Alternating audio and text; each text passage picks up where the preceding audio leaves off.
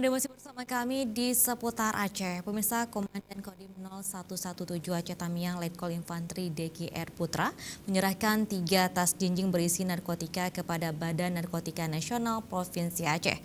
Penyerahan tersebut berlangsung di kantor BNN Aceh pada Jumat pagi tadi. Penemuan 3 tas jinjing yang berisi 19 bungkus kantong kemasan teh hijau yang berisi sabu seberat 19 kg, 20.000 pil ekstasi dan 4 bungkus obat penenang berjumlah 20.000 butir. Penemuan 3 tas jinjing tersebut ditemukan di Desa Bandar Khalifah, Kecamatan Bendahara, Kabupaten Aceh Tamiang oleh Babinsa atas nama Serga Anas setelah mendapatkan informasi dari Datuk Penghulu Desa Bandar Khalifah.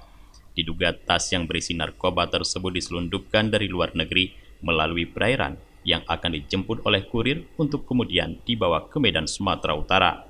Namun karena diketahui oleh Babinsa, sehingga pelaku yang sedang menunggu barang tersebut langsung melarikan diri meninggalkan 3 buah tas jinjing itu. Dan Dim 0117 Kabupaten Aceh Tamiang, Letkol Deki R. Putra mengatakan ini merupakan temuan terbesar di awal tahun 2020. Motor melihat ada 3 tas di satu tempat dilihat dan sudah dicek sehingga para Babinsa menelpon kepada Pak Datuk atau Pak Gaji beserta tokoh masyarakat untuk memastikan bahwa tas yang ditemukan itu berada di wilayah binaannya Pak Datuk ataupun Pak Desa tersebut. Setelah itu setelah dicek ternyata memang betul berisi 3 tas dengan hasil yang fantastis betul seperti yang. Sementara itu, PLT Kepala Badan Narkotika Nasional Provinsi Aceh, Amanto, mengatakan penemuan narkoba tersebut akan terus dikembangkan sampai pelaku bisa ditangkap. Dan ini merupakan kepedulian bersama untuk mencegah masuknya peredaran narkoba ke Aceh untuk melindungi generasi Aceh ke depan. Perlakuan terhadap barang bukti, ini karena barang bukti ini tidak ada tersangkanya, nanti kami akan mengajukan penetapan status barang bukti ke kejaksaan.